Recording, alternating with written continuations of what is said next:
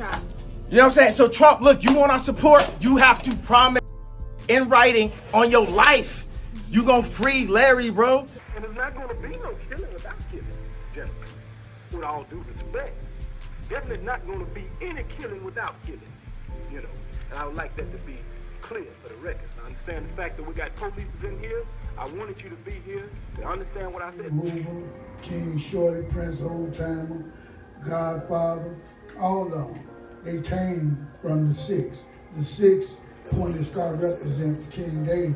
King Dave is known as the king of all kings because he brought many different nations.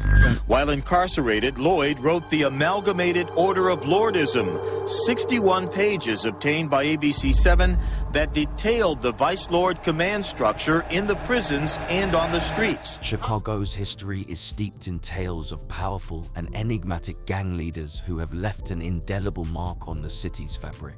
From the early days of organized crime to the complex street gang dynamics of the late 20th century, these figures have been both vilified and mythologized. Their stories intertwine with themes of power, violence, community influence, and, in some cases, redemption.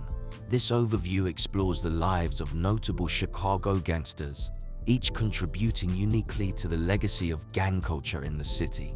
Their impact extends beyond criminal activities, touching on social and community dynamics in ways that continue to resonate. Eugene Bowl Hairston was a co-founder of the Blackstone Rangers, a gang that emerged in the late 1950s in Chicago. He was born on May 1, 1944, and moved to Chicago from Columbus, Ohio, with his family in 1955. Hairston was known for his charisma and influence in the Woodlawn neighborhood, where he became involved with local pimps, hustlers, and gamblers, earning him significant respect and the nickname Bull, which later evolved into King Bull. The Blackstone Rangers were founded by Hairston and Jeff Fort while they were at the Illinois School for Boys in St. Charles. Initially, the gang consisted of local kids banding together for protection against rival gangs. However, their activities soon expanded into profitable criminal ventures. By 1965, the gang's membership had grown to 5,000, and they were involved in various illegal activities. Under Hairston and Fort's leadership, the Rangers transformed into the Black P Stone Nation, Black P Stone/BPSN, in 1966, uniting 21 smaller gangs. Despite their criminal activities, the Blackstone Rangers, under Hairston's leadership, were known to engage with the community. For instance, in 1965, with the help of Reverend John Fry, they received a charter from the state of Illinois to create a political organization named the Grassroots Independent Voters of Illinois. This organization was purportedly aimed at creating a job training program, but ended up funneling a $1 million government grant into criminal activities. Hairston's leadership saw a power struggle with Fort when both were imprisoned, leading to a split in the gang. Fort converted to Islam, changed his name, and transformed the gang into El Rukin, focusing on drug trafficking.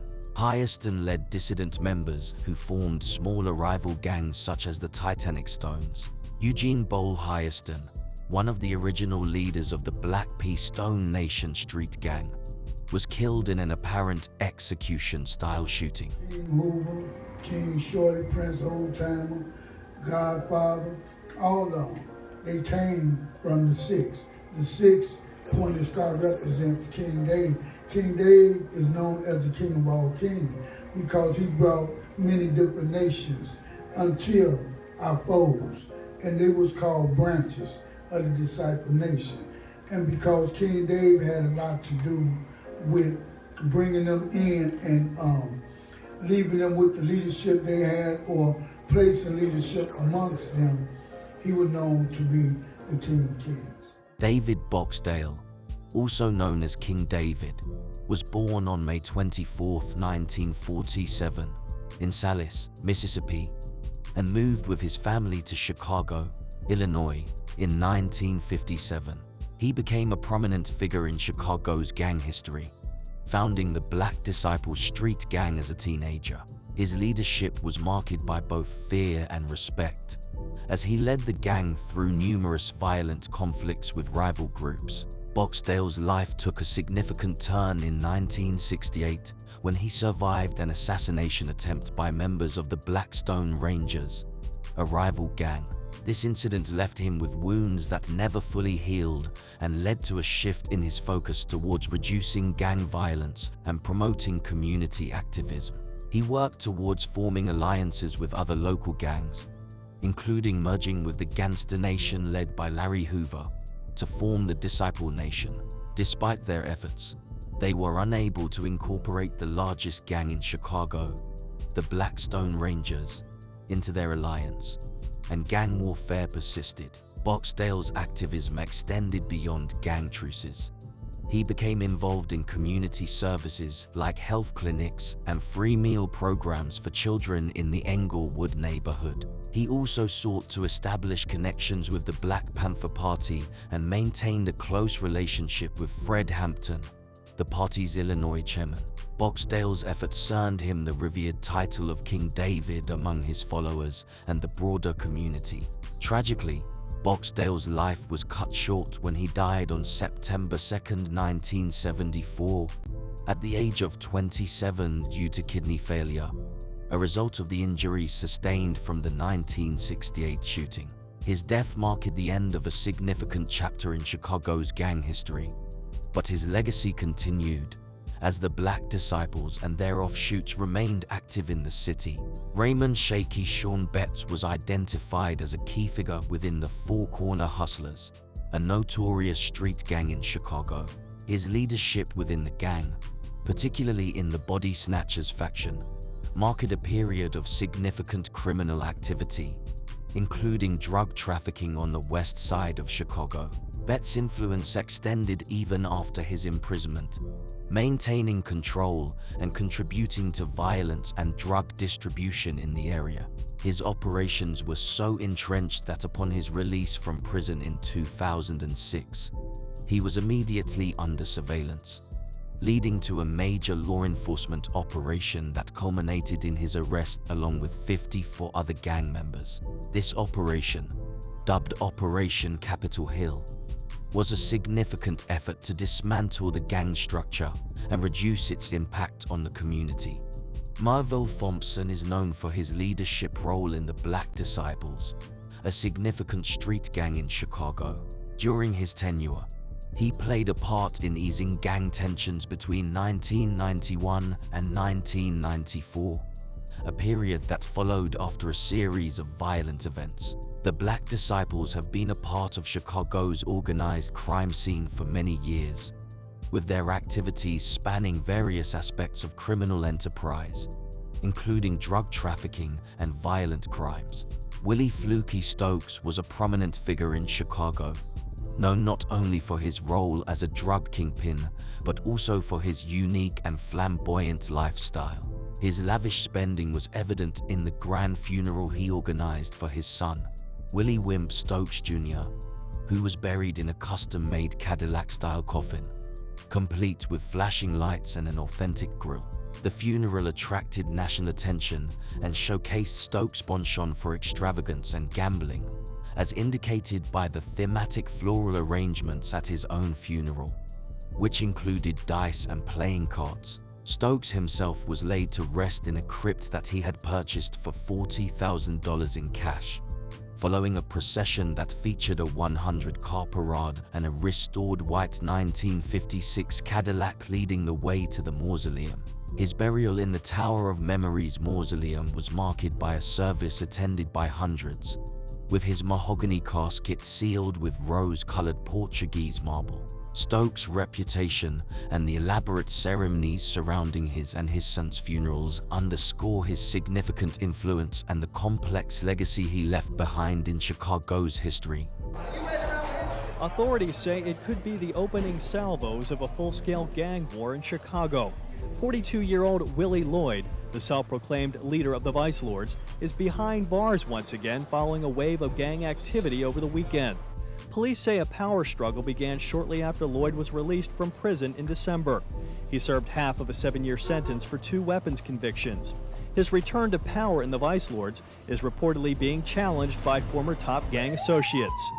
There was a falling out among gang members over the distribution of dope and monies owed. Lloyd's arrest follows a violent series of events. On Friday, police say Lloyd allegedly kidnaps the brother of a top gang lieutenant in an attempt to convince the associate to resume paying street taxes for the privilege of selling drugs on Vice Lord turf. On Saturday, the lieutenant retaliates in a failed assassination attempt on the Eisenhower Expressway. On Sunday, Lloyd is arrested in Deerfield as he and a small army of suspected gang members set out to avenge the Saturday shooting. Police say Lloyd may have been running his criminal empire out of a room in the Deerfield Marriott Hotel for the past few months.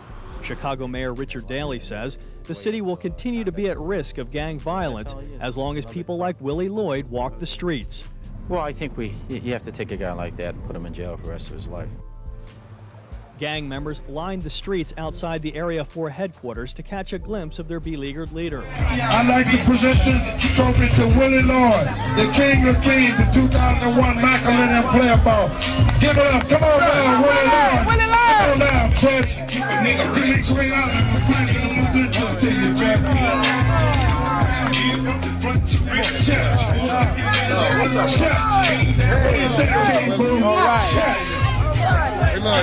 Yes, sir. Been your friend, been knowing you all your life. Willie Lloyd, right up. Check. King of Kings. I want to thank Bishop Warren, Thank you, Church. Prince Simo, and all the players up here. Yeah. And gangsters. Ladies. And me. This is my first time being able to make one of these balls, but I'm glad to be here. I'm not going to hold it up. Church, and love. Pop it, Jack. Yeah. What you do for Willie? Man, I would die for him, kill for him, rob for him, steal for him. Go to jail for him, too. Police and prosecutors say that during Lloyd's quarter-century as gang leader, Vice Lord drug deals, extortion, and other crimes led to thousands of homicides. Gang life is not anything to be glorified. Willie Earl Lloyd, who spent over half his life in state and federal penitentiaries, is now imprisoned by his own body. Lloyd is the 55-year-old, he says retired, Supreme Chief of the almighty Vice Lord Nation. That's right, the king. The king of kings. Lloyd has been paralyzed from the neck down since August 2003 when he was hit by 4 bullets fired by assassins in Garfield Park. Before the shooting, Lloyd says he quit the Vice Lords and became an outspoken critic of gang life. He believes his attackers included some of his former henchmen. Willie Lloyd was a significant figure within the Vice Lord Nation, a prominent street gang based in Chicago. He joined the Vice Lords, a faction of the gang, at a young age and quickly ascended to a leadership position, where he proclaimed himself King of Kings and asserted his dominance over the entire Vice Lord Nation. His leadership was marred by criminal activities, including a prison term for his involvement in the murder of a police officer in Iowa. During his time in prison, Lloyd authored the Amalgamated Order of Lordism, a manifesto outlining the gang's command structure both inside and outside of prison. After numerous stints in prison, Lloyd eventually distanced himself from gang life following his release in 2002. He became an advocate against violence and worked on mediating gang conflicts and mentoring youth to steer them away from gang involvement. Lloyd collaborated with various organizations, including Chicago's School of Public Health and the Ceasefire Program, and even attempted to educate DePaul University students about the dangers of gang life, although this initiative was shut down due to parental concerns. Despite his efforts to reform, Lloyd's past continued to haunt him, culminating in a near-fatal shooting in 2003 that left him paralyzed. Lloyd's transformation from a gang leader to an anti-violence advocate highlights the complexities of gang life and the potential for change within individuals deeply involved in such environments. His story provides a nuanced perspective on the impact of gang culture on individuals and communities, as well as the challenges of escaping a life of crime. Chicago police officers. It was a threat that the gang was more than ready to make good on. And there's not going to be no killing without killing, gentlemen. With all due respect. Definitely not going to be any killing without killing, you know. And I would like that to be clear for the record. I understand the fact that we got police in here. I wanted you to be here to understand what I said. The police were outmanned, and they knew it. They were more powerful than the police. I tell you the truth about it. Jeff Fort, also known as Abdulmalik K-Bar, co-founded the Black P. Stones gang in Chicago and later led its El Rukins faction. Under Fort's leadership, the Black P. Stones gained significant control over Southside Chicago, engaging in criminal activities such as robberies, extortion, and drug trafficking. Fort's organizational skills and charisma made him a notable figure within the gang and the broader community. Fort's influence extended beyond the streets.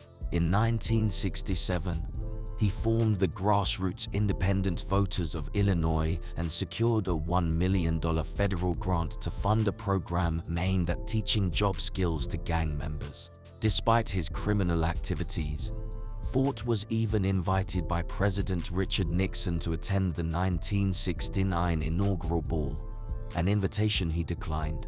After serving a prison sentence for misusing federal funds, Fort converted to Islam and rebranded the Black P. Stones as El Rukin, aligning the gang with the Moorish Science Temple. Despite his religious conversion, Fort's criminal activities continued, and he was eventually convicted of drug trafficking. His involvement with foreign entities led to a conviction for conspiring with Libya to perform acts of domestic terrorism, resulting in an 80-year prison sentence. Fort's legacy is complex, with some remembering him for his leadership and potential for positive influence, while others focus on the violence and criminality associated with his leadership of the Black P. Stones and El Rukins. It's had a 25-year-long stronghold on Chicagoland. Now local, state, and federal law enforcement agencies believe they've crippled the Gangster Disciples' sophisticated drug-running operation. We are the toughest gang in town, and we intend to work together in the future to make sure that no one steps into this void. In the past 20 years, Larry Hoover, the Disciples' chairman, has been running the operation from behind state prison walls. We went after the head of the snake, and we believe that we've ripped off the head of the snake with this series of indictments here today. The idea is by doing that, it will greatly cripple a gang. U.S. State's Attorney Jim Burns compares the Disciples operation to a major corporation. Its CEO, president, and board members all charged on various drug and weapons offenses. The impact, he says, is expected to be immediate, not only for the city, but the suburbs. It's a much wider spread problem than I think some people sitting very snugly and very comfortable in their suburban homes and think that it is not their problem. Frankly, they are wrong. It is our problem. We're all in this together. And the Disciples' presence reared its head into the Chicago Police Department. Officer Sonia Irwin is indicted on a co-conspiracy charge. It's clear to us that she was involved, and it's also clear to us that at this point in time, she is in the process of giving herself up. Well, anytime you do a extensive amount of time, it can have two effects. It can harden you, or it can make you think. And I thought. Larry Hoover, also known as King Larry, was the founder of the Gangster Disciples, a prominent Chicago street gang. After being sentenced to life imprisonment in 1973 for murder, Hoover maintained control over the gang from behind bars. In 1995, he faced further convictions for running a criminal enterprise from prison.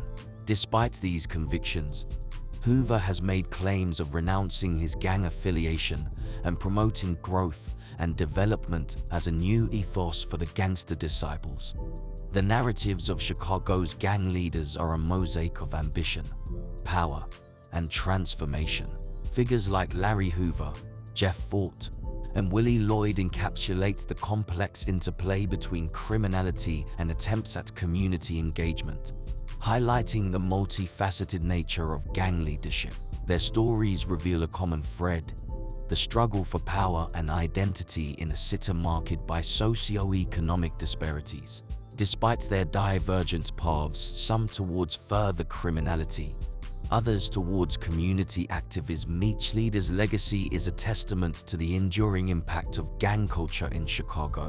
These histories not only shed light on the personal trajectories of the individuals involved, but also offer insights into the broader challenges and dynamics of urban life in America.